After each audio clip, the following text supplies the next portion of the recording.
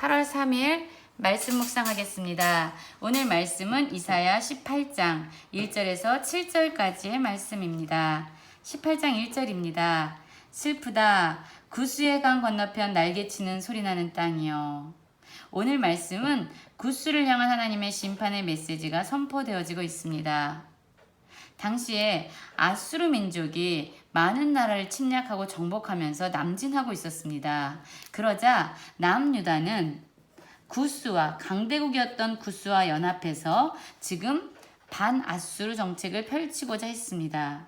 이 두 나라는 서로 사절들을 보내고 왕래하면서 어떻게 하면 연합해서 아수르가 내려오는 것을 막아낼 수 있을까를 계획하고 함께 의논했습니다. 이 구스의 땅의 지역적인 특성에 대해서 오늘 말씀에서 자세히 나오고 있는데요. 한번 같이 살펴보도록 하겠습니다. 이 구스 땅은 날개치는 소리 나는 땅이라고 얘기합니다. 이 땅은 벌레들이 살기에 적합한 습지가 많았다고 합니다. 그래서 날개치는 소리 나는 땅이라고 표현되어 있고요. 또한 이 땅은 강들이 흘러나누인 나라였습니다. 그리고 이 땅에 사는 백성들은 키가 크고 장대하고 외모적으로 아주 준수한 백성들이 살고 있었습니다. 그리고 시초부터 두려움이 되며 처음부터 이 나라는 아주 강한 힘으로 많은 나라에게 두려움을 주었고 강성하고 대적들을 밟는 땅이었습니다. 그랬기 때문에 어쩌면 남유다 이스라엘 백성들은 구스와 연합해서 아수르 민족을 저지할 수 있다라고 생각했는지도 모르겠습니다. 이들은 서로 아까도 말씀드렸지만 사절단들을 보내고 서로 왕래하면서 반아수르 정책을 펼치고 있었는데요. 지금 2절에서는 이렇게 얘기합니다. 너희들 나라로 가라. 구스 백성들아, 구스에서 파견된 사절들아, 너희들의 백성에게로 가라. 너희들에게로 가라 라고 얘기합니다. 즉 남유다를 향해서 어쩌면 이런 얘기를 하고 있는 거지요. 더 이상 구스를 의지하지 말아라. 구스는 하나님의 심판에 이미 놓여 있다. 구스는 하나님에 의해서 멸망받을 것이다. 그러니 남유다 이스라엘 백성들아, 너희는 더 이상 구스를 의지하지 말고 오직 이 땅의 주권자이신 하나님께로 돌아와라 라고 외치고 있는 것입니다. 18장 3절에서 보면은 이렇게 얘기합니다. 세상의 모든 거민, 지상에 사는 너희여. 세상의 모든 사람들, 지상에 사는 모든 사람들을 지금 불러 모으고 있습니다. 그들에게 들으라고 말하고 있습니다.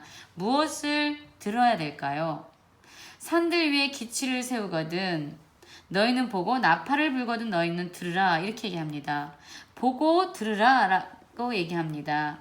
즉 무엇을 봐야 되느냐? 지금 하나님께서 임박한 전쟁을 위해서 군대를 징집하고 계시는 모습입니다.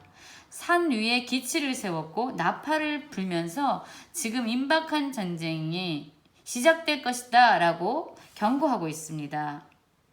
여호와께서 이제 18장 4절에 보면 이렇게 말씀하죠. 여호와께서 내게 이르시되 내가 나의 처소에서 조용히 감찰함이 쥐에는 일강 같고 가을 더위에 운무 같도다 이렇게 얘기합니다. 여러분 어쩌면 남유다 백성들은요 눈에 보여지는 상황이 너무나도 급박했을 것입니다. 지금 아수르 민족은 남유다의 백성들을 괴롭히고 계속 남하하면서 그들을 정복하고 있습니다. 괴로움은 더해졌고 그들의 두려움은 더 커졌습니다.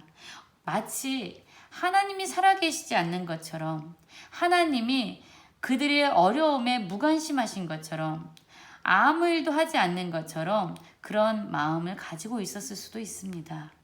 그래서 그들이 하나님께로 돌아서는 것이 아니라 눈에 보여지는 강대국인 구스를 더 의지하고 이들과 연합하면 이 문제를 지금의 어려움을 이겨낼 수 있다고 생각했을 수도 있습니다.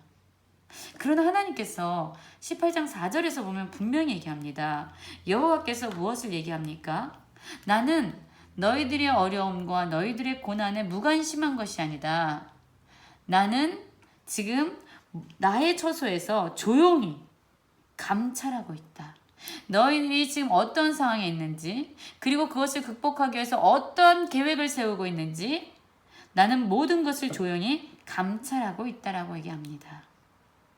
항상 우리 가운데 있지만 느끼지 않고 인식조차 할 수 없는 그런 햇빛처럼 하나님은 그렇게 모든 곳에 무소부재하시면서 모든 것을 보고 계시는 분입니다. 가을 더위의 운무같이 지금 하나님은 모든 곳에 존재하고 계십니다. 18장 5절에서 얘기하죠. 추수하기 전에 꽃이 떨어지고 포도가 맺혀 익어갈 때에 내가 낫으로 그 연한 가지를 베며 퍼진 가지를 찍어버려서. 여러분, 농부들은 포도나무에 꽃이 피고 그 꽃이 떨어지고 이제 작은 포도들이 맺혀갈 때에는 그것을 보고 낫을 들어서 이제 포도 열매를 맺지 못하는 가지와 잎사귀를 베어내고 깎아낸다고 합니다. 그래서 견실한 포도가 더 튼실하게 열매를 맺도록 낫을 댄다고 합니다. 즉 가장 적합한 때가 있습니다. 견실한 포도가 맺힐 가지와 이제 열매를 맺지 못하는 가지가 분별되어지는 그 시간이 있습니다. 바로 그때 그러한 적합한 때에 하나님께서도 지금 이 상황 가운데 개입하시고 하나님이 말씀하신 대로 두로를 심판하시겠다고 얘기하고 있는 것입니다. 농부가 포도나무의 열매를 정말로 견실한 열매를 얻기 위해서 낫을 들어야 될 그 정확한 때를 아는 것처럼 하나님도 정확한 때에 이 상황 가운데 개입하시겠다라고 얘기하십니다. 18장 6절입니다. 산의 독수리들과 땅의 들짐승들에게 던져주리니 산의 독수리들이 그것으로 여름을 지내며 땅의 들짐승들이 다 그것으로 겨울을 지내리라. 어떤 얘기입니까? 구수를 심판하신 다음에 그들을 독수리와 들짐승에게 던져주겠다는 것입니다. 처참한 최후를 맞이하게 될 것이라고 얘기합니다.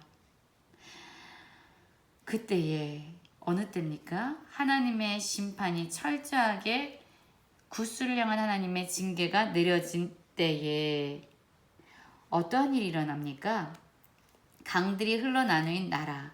아까 이 나라는 구스의 지역적인 특징을 얘기하고 있는 것이지요. 그래서 이건 구스를 얘기합니다.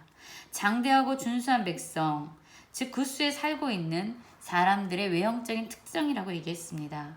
시초부터 두려움이 되며 강성하여 대적을 밟는 백성, 이 모든 것은 바로 구스 민족을 얘기하고 있습니다. 하나님의 심판이 있은 다음에 이들에게 변화가 일어납니다. 어떠한 변화입니까?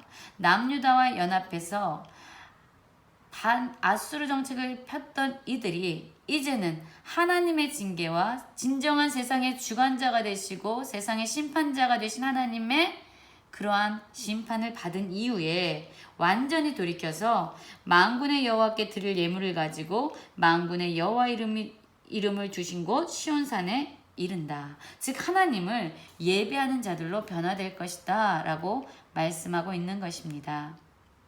여러분, 지금 우리는 무엇을 의지하고 있습니까? 구스나 남유다나 그들은 서로 연합해서 하나님께서 계획하신, 즉 아수르를 통해서 많은 나라들을 심판하시고자 하는 하나님의 계획을 그들은 저지하려고 했습니다. 그러나 이들이 생각과는 다르게 하나님은 구스를 심판하셨고 마침내 구스를 돌이켜서 하나님을 예배하는 자로 세우십니다. 그와 동시에 하나님 말씀하고 있습니다. 남유다의 이스라엘 백성들아, 너희들이 의지할 것은 눈에 보여지는 강대한 나라가 아니라 너희들에게 무관심한 것 같지만 너희들의 모든 상황을 감찰하고 있고 모든 순간에 너희들과 함께하고 있는 바로 심판의 진정한 심판자일 뿐만 아니라 모든 역사의 주관자인 바로 하나님이 너희들이 의지해야 될 오직 한 분이다 라고 말씀하고 있는 것입니다. 여러분, 지금 우리는 무엇을 바라보고 무엇을 의지하고 있습니까? 오늘 말씀을 통해서 우리가 진정 의지해야 될 오직 한 분, 역사의 주관자이시며 우리를 감찰하고 계신 하나님께 돌이켜서 하나님의 보호하심을 경험하는 귀한 하루 되시기를 간절히 기도합니다.